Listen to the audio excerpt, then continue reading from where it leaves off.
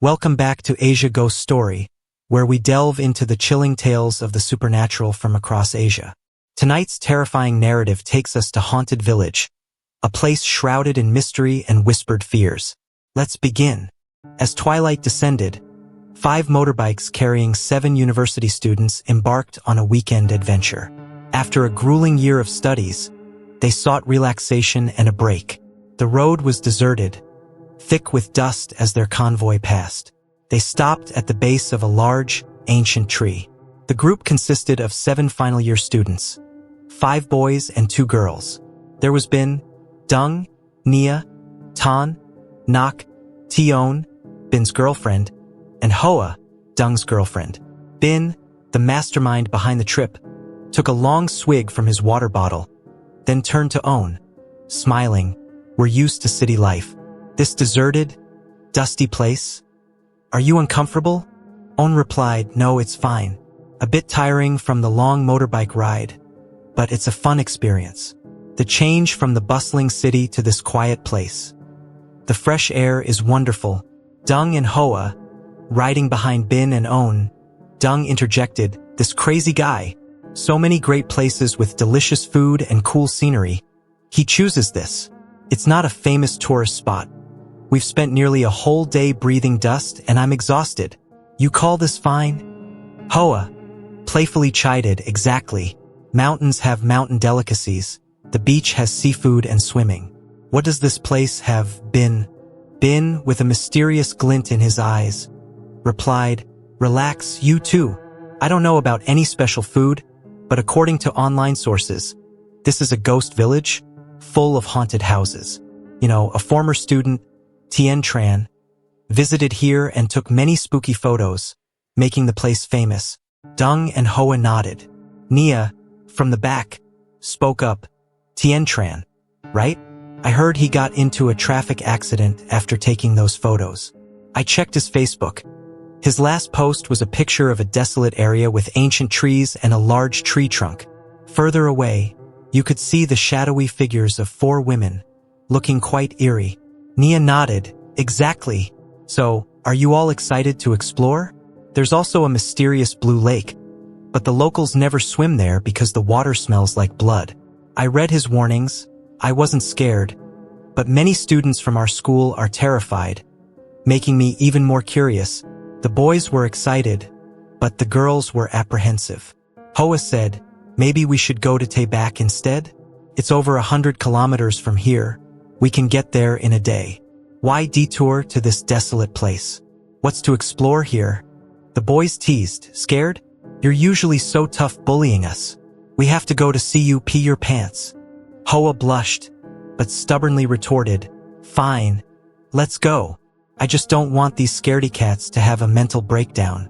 Let's see who pees their pants." Laughter filled the deserted road. The sun dipped below the distant mountains. Dung asked Bin, "Are we almost there? It's getting dark. If we can't find a place to sleep in the village, we'll have to sleep outdoors." Bin shook his head, "I don't know. I just remember there are 4 lightning-struck dead trees at the entrance of the village, in the middle of a bare, elevated patch of land." Own said, "But that information is from years ago. The villagers might have cut down the trees." Bin confidently looked at Own. "From what I understand, in remote areas, such places are considered spiritually significant, so they wouldn't cut them down. Even if they did, the tree stumps would remain, and that elevated patch of land in the middle of the flat road is easy to spot." "Don't worry, we're almost there." Bin urged, "Let's go. It'll be dark soon, and we won't find the village entrance." The 5 bikes sped ahead. An hour later, it was still a deserted dirt road, overgrown with wild plants on both sides. It was dark. Hoa worriedly asked Bin, "Are we lost? It's taken us hours to get here. Where is this place? How can a village be so isolated? It's too far from the outside world." Bin shook his head, "I don't think we're wrong. Tien Tran's Facebook mentioned the village's remoteness and isolation. Their lifestyle is very backward, ancient, but according to him, the village is more beautiful than a fairyland. It's a pity his photos are pitch black. If it's true this time, we'll get amazing photos to show everyone." Own remained silent, looking around. The bushes rustled with sounds of animals. When they heard loud engine noises, the animals scattered, causing the rustling. The group stopped abruptly. They'd reached a dead end. Dung sighed, "We're done for. We're definitely lost. Looks like we're sleeping under the stars tonight." Hoa tugged Dung's shirt. "Let's go back to the main road and find a guest house. I don't feel safe here. Too many snakes, insects, and wild animals."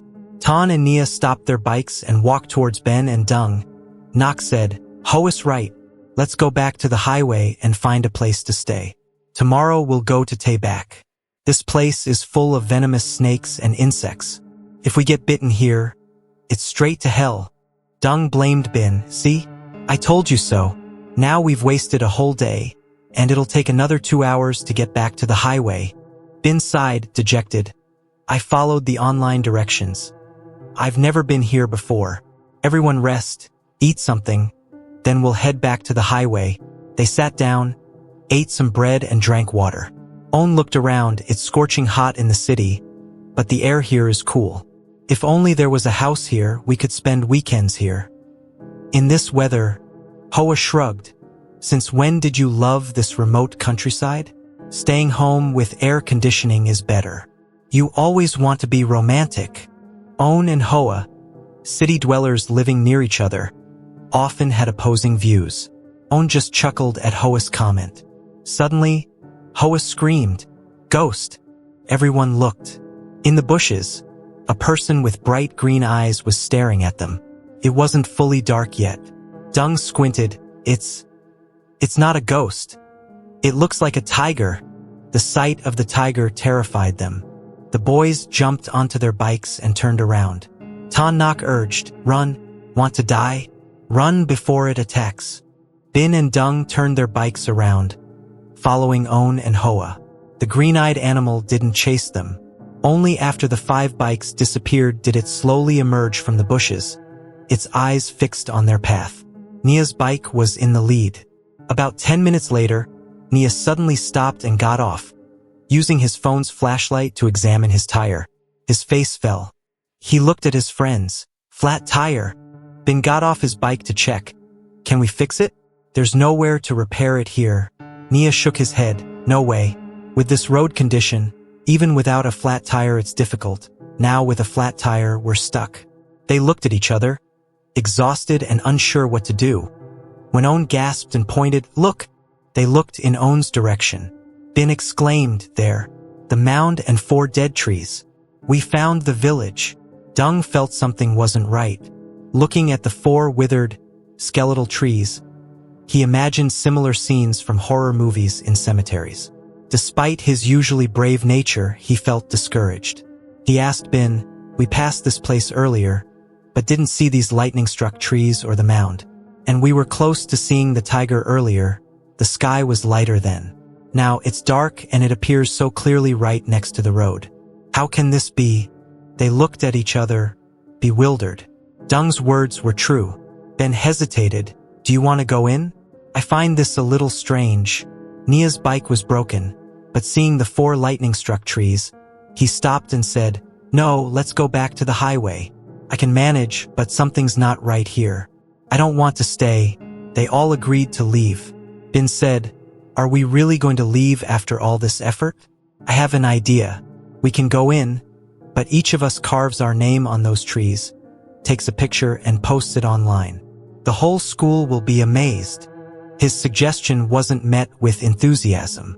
Finally, Bin looked at On. "Okay, if no one wants to go, wait here. On and I will go quickly and be right back." Bin took On's hand. They approached the nearest tree. Reaching the base of the tree, looking up at the mound, Bin was startled.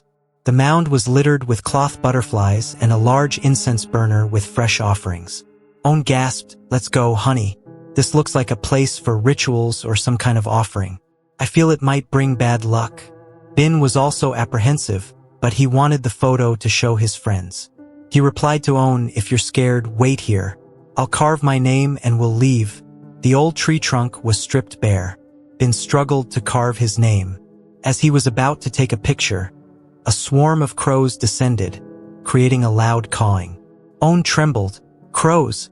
Where did all these crows come from? Bin was scared and nearly dropped his phone. He managed to take a photo. They quickly left.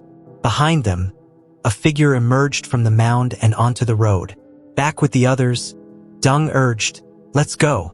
This place is like a horror movie. Let's get out of here." They got on their bikes, ready to start the engines, when an old woman appeared.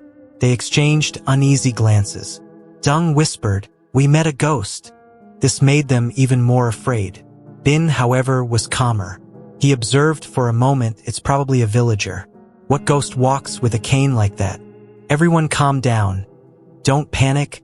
The old woman spoke politely. "Children, where are you going? Why are you in this deserted area? Aren't you afraid of wild animals and venomous snakes?" Bin quickly greeted her and answered, "We want to find Am Sun Village. But we can't find it, so we're heading back." The old woman chuckled, her eyes studying them. "So you're looking for Am Sun Village? This is Am Sun Village. You just need to go past those lightning-struck trees a few hundred meters ahead. We rarely have visitors, so we're very hospitable. Follow me, I'll lead you in." Dung shook his head at Bin. Bin was about to refuse when the old woman continued, "Don't worry, there's nothing to fear. It's not safe to go back now. The road ahead has many wild animals. Further on, there are robbers. Come into the village. Stay at my house tonight. You can leave tomorrow morning." She looked at the flat tire. "The village has good mechanics. Bring your bike there. They'll fix it for free." They were hesitant.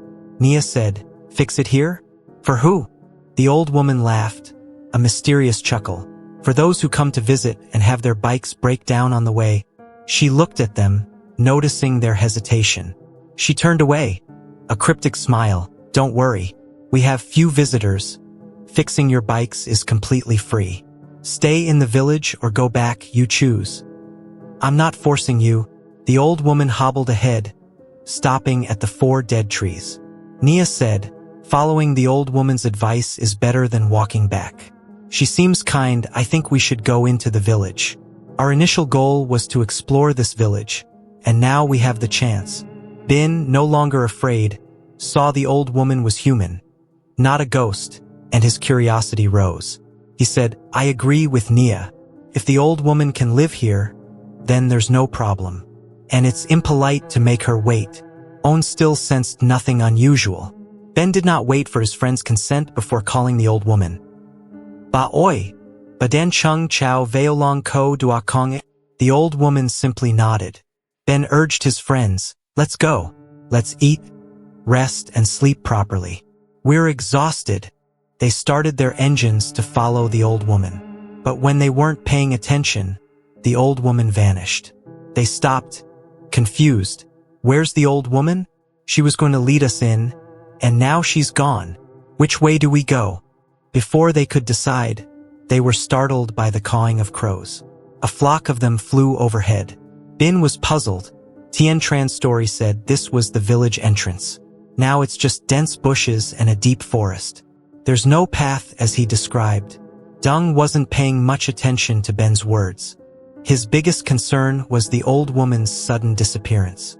Anxiously surveying their surroundings, the summer night's moon, momentarily obscured by a large cloud, reappeared.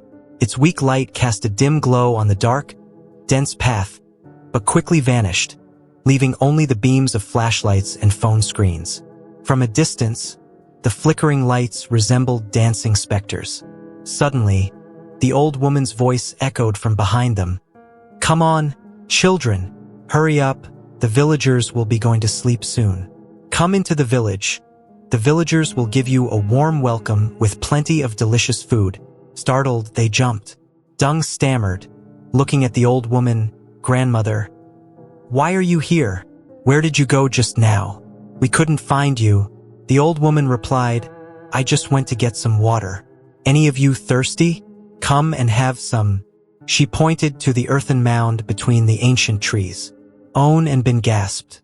The mound, with its eerie and bizarre collection of cloth butterflies and an incense burner, now seemed to offer water. Bin questioned, a hint of doubt in his voice, "Grandmother, I was there earlier. Where did the water come from?"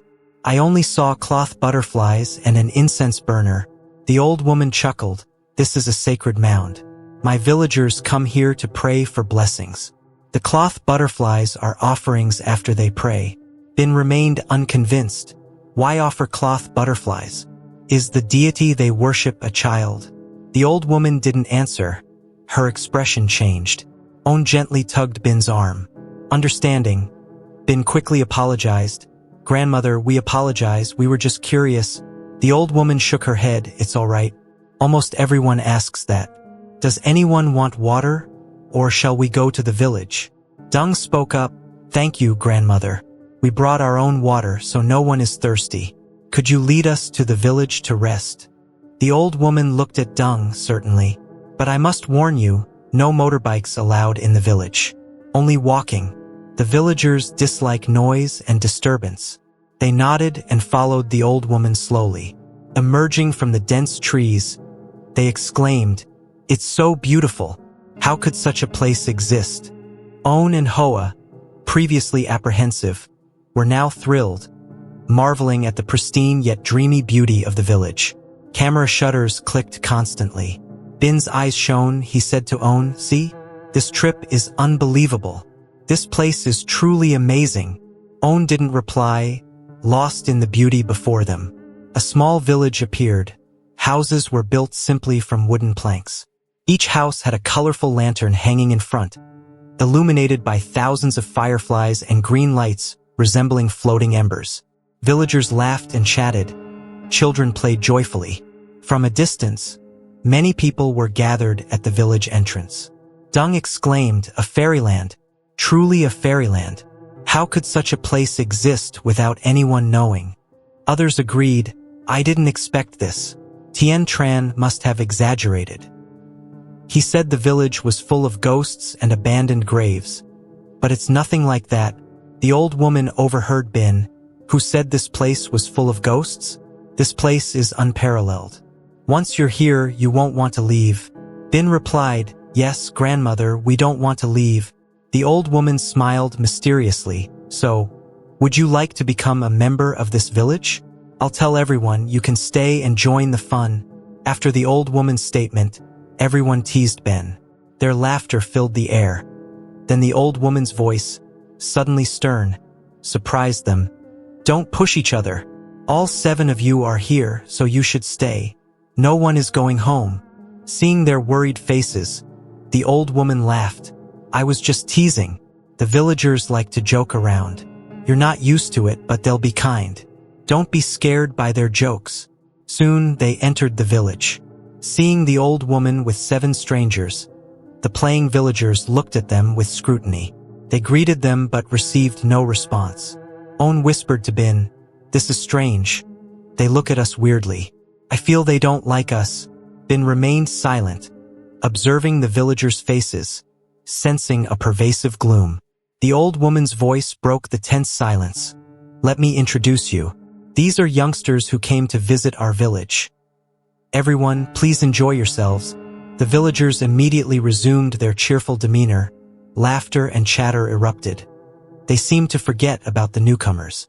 Following the old woman to her house, they put their belongings away. Stepping outside, they observed the villagers and breathed the fresh air. Hoa exclaimed, "Incredible. There's no electricity at night, only candle lanterns. Yet there are fireflies and those magical glowing lights. This is surely nature's most beautiful gift." Before Hoa finished, a 3 or 4-year-old girl approached, holding a mango. "Here you go." Hoa smiled and accepted the mango. "You're so sweet. How old are you?" "I'm 30 years old." "How old are you?" Hoa assumed the child was joking. "You're 3 years old, right?" "I'm 22. The child shook her head. "No, I'm 33. Hoa muttered, "These villagers are strange. Even a little child jokes like that." Just as she turned to join her friends, Dung appeared behind her, startling her. He hugged his chest and scolded, "What are you doing? You appeared like a ghost." Dung laughed. "I heard you talking to the little girl. You have to understand. They haven't received any education, so she says 30 instead of 3. It's understandable." Hoa agreed that lack of education could explain the numerical mistake. She asked, "Do you see how pale everyone's skin is? Even whiter than own. How do they do that? I've never seen anything like it." Dung nodded. "I have to agree. I've never seen such pale skin, even the old woman. Though her hair and eyes look old, her skin is still startlingly white, like a filter." At that moment, the old woman appeared beside Dung. Dung and Hoa were embarrassed. The old woman whispered in Dung's ear, "There are no ghosts here, only—" She trailed off, then left. Dung was puzzled. Ben approached and asked, "What did the old woman say? It sounded like a secret." Dung shook his head. "She didn't say anything. Only that there are no ghosts, but something else." She didn't finish, and then she left. "Where did she go?" Ben replied, "She went to a neighbor's house to stay. Her house is for us tonight." Looking at the old house, Dung asked, "Do you know how they have such white skin? Even On doesn't have such pale skin. Even though the sun and rain reach this house, how do they keep such pale skin?" Ben shook his head. "How would I know? Maybe they're naturally pale and immune to sunburn." Ben's explanation didn't fully address the question.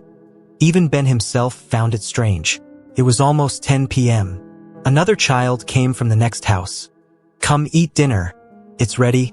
The child smiled and left. On commented, "They're strange. Such a small child talking like a grown-up." They went to the next house, where the old woman and her husband and another child were present. Ben thanked them. "Thank you, grandmother. Without you, we would have been wandering in the dark." The old woman smiled. "You're welcome. The villagers are delighted you came to visit. Eat dinner. Then watch the villagers dance and sing later." Dung looked at his watch.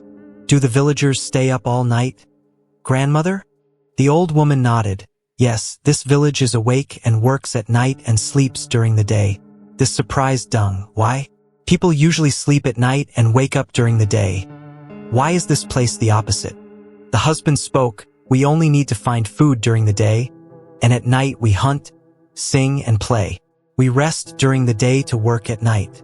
It's easier and less tiring to hunt at night." The husband then called out to the kitchen. "Kids, bring the food out. Quick, let's get our guests to eat." He looked at the group. "You must be starving, right? Luckily, you came today. We have special dishes to offer, dishes you've never tried." His forced smile seemed unnatural, causing the 7 to exchange worried glances. The old woman's eyes met his. Seeing her gaze, he fell silent. Ben noticed this. The old woman's authority must be considerable in this isolated village. 2 children brought in 2 more dishes. The smell made everyone salivate. One dish contained roasted scorpions, the other, a whole roasted snake, its charred body coiled, its head still looking menacing. The men were startled, but On and Hoa's faces went pale. On whispered to Ben, "They're serving this? I don't think I can eat that." Ben, despite his own apprehension, tried to reassure her, "It's all right if you don't want to eat that. There's chicken and wild boar. I don't think I can eat either. It looks disgusting." The children sat down, eyes fixed on the food, ignoring everyone else, not even speaking to each other. Old bowls were distributed. The hosts brought out a large jug of alcohol and poured a bowl for everyone. No one knew what type of alcohol it was. The pungent smell was off-putting. The old woman raised her bowl, smiling at the 7, "Please, children. This is the most precious liquor here. Don't worry, one bowl won't make you drunk. Drink it to cleanse yourselves, and then we'll have fun." Her words were cryptic and mysterious, and the 7 sensed they were in a strange place. Yet under the gaze of the couple and the old woman, they couldn't speak, just smiled and raised their bowls. Ben thanked them for their hospitality and drank the alcohol. Surprisingly, despite the pungent odor, it tasted sweet, slightly spicy, and fragrant. He finished his bowl in one gulp. The other 6 hesitated. They stared at Ben. "Delicious. The most delicious drink I've ever had," Ben exclaimed, urging the others, "Drink it. It's really good." The old woman chimed in, "Drink up, children. This is the rarest delicacy here. You won't have another chance to drink this after today." The others slowly raised their bowls. They emptied them except Owen, who couldn't bear the smell, and just brought the bowl to her nose, then put it down. Everyone else praised the drink, eyeing the jug longingly. The old woman glanced at Hoa, a hint of displeasure in her eyes. She smiled faintly. "Now let's all eat. There's plenty more wine." The children immediately attacked the food. One grabbed the snake's head and devoured it. The other calmly peeled off a scorpion's legs and ate it slowly, savoring each bite. The group grimaced at the sight before them. Hunger gnawed at their empty stomachs. No one dared touch the scorpions or the snake. Only the roasted chicken and pork were consumed. The old woman subtly curled her lips into a sinister smile, her eyes fixed on the couple with knowing intent. She tore off a piece of snake meat, placing it in her mouth, not chewing but holding it, causing Ben beside her to feel nauseous and terrified. It was the snake's tail, protruding from her mouth. Each swallow brought the horrifying sensation of the wriggling tail within her. Unintentionally, she spat out the tail, cackling, "Delicious, so fragrant, so sweet. This is high-quality food. You children should eat up to grow big and strong for work." Hoa, glancing at the snake's tail the old woman had discarded, dropped her bowl in a moment of sheer horror. What she saw wasn't a cooked tail, but a raw piece, chewed and mangled. Yet the fleshy part still wriggled on the ground. Ben quickly pushed aside his bowl and anxiously asked Hoa, "Are you all right?" Hoa, trembling, pointed at the discarded snake tail. She ate a live snake." Ben stared at the table, seeing only the cooked snake tail. He questioned Hoa again. "Where? A live snake? Are you seeing things?" At that moment, the snake's tail slowly crawled back to the cooked snake. Hoa, embarrassed, couldn't explain herself, as a barrage of inquisitive gazes fell upon her. The couple and their 2 children, who had been eating heartily, stopped, their eyes fixed on Hoa. The others grew anxious and worried. Ben apologized on behalf of himself and Hoa. "Grandmother, we apologize. My wife must be tired and seeing things. Please excuse us. We didn't mean any disrespect." The couple and children remained silent, all looking towards the old woman, as if seeking her opinion.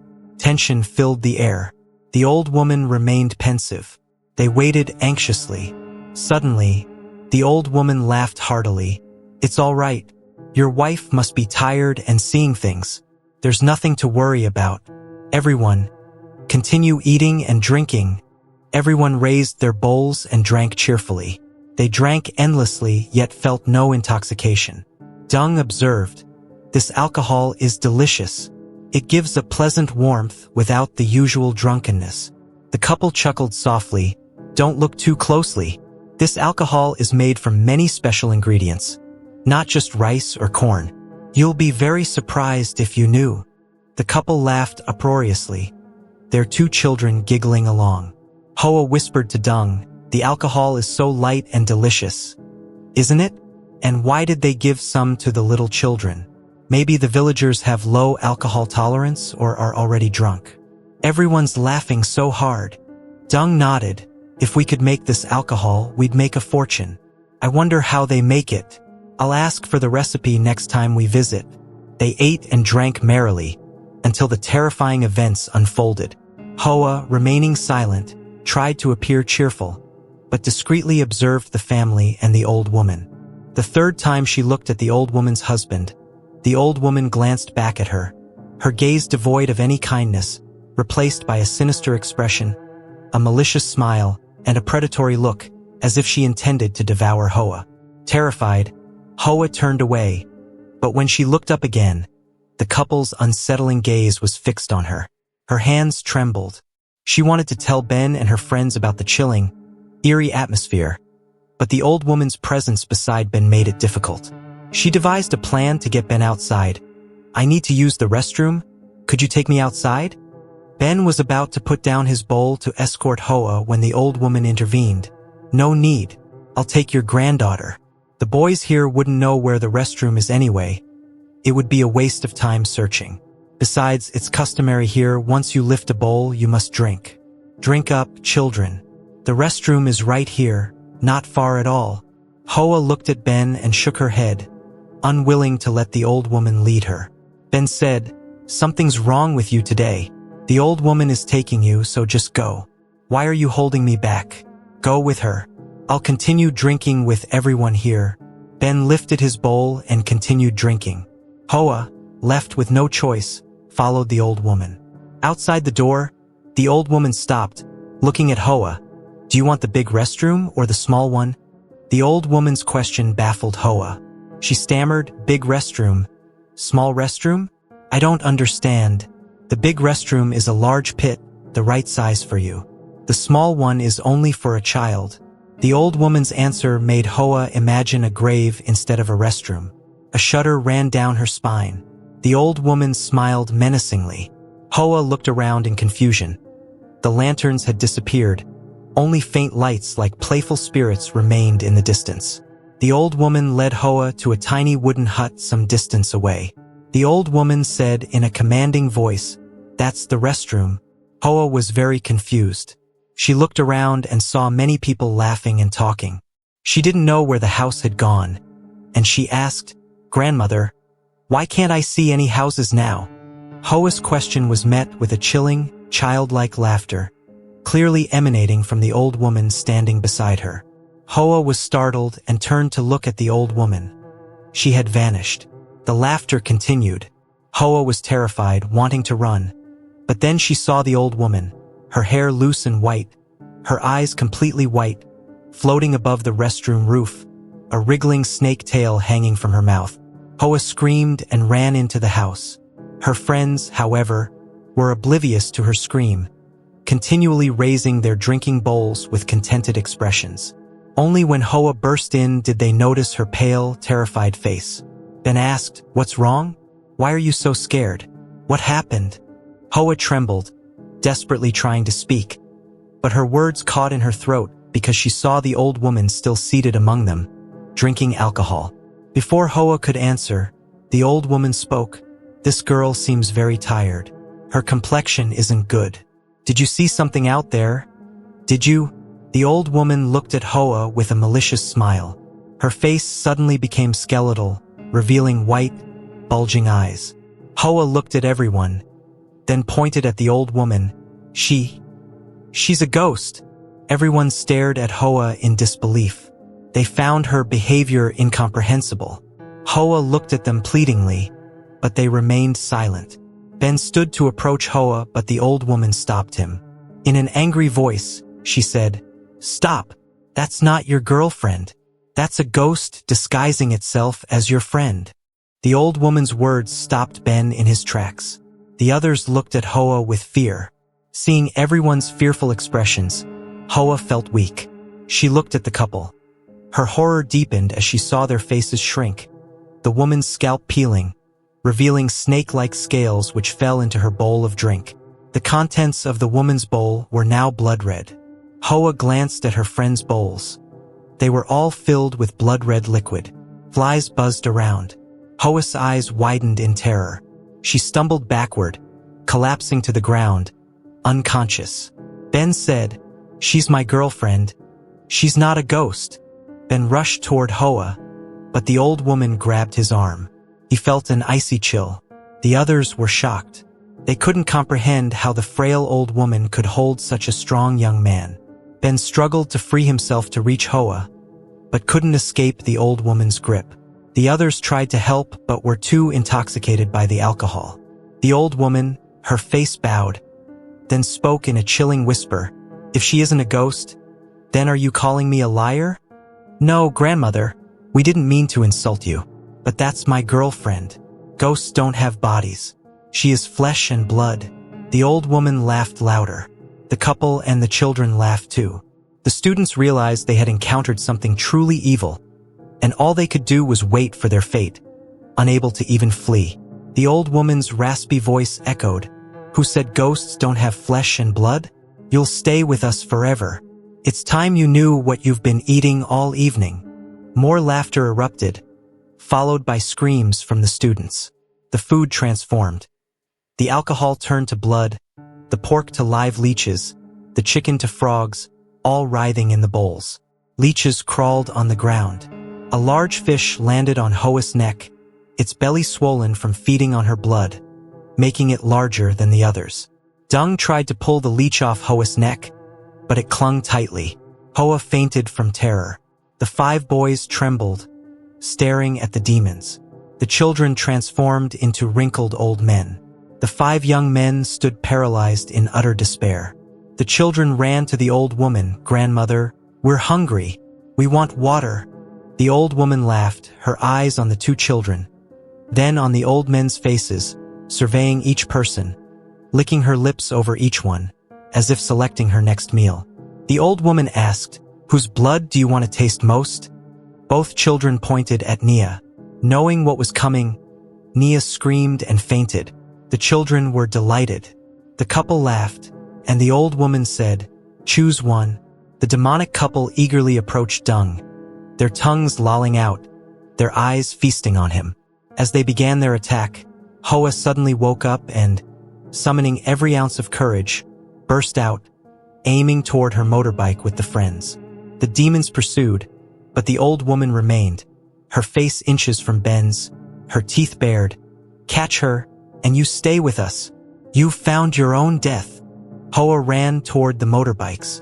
The demons pursued. She pulled out the amulet. The demons recoiled in fear.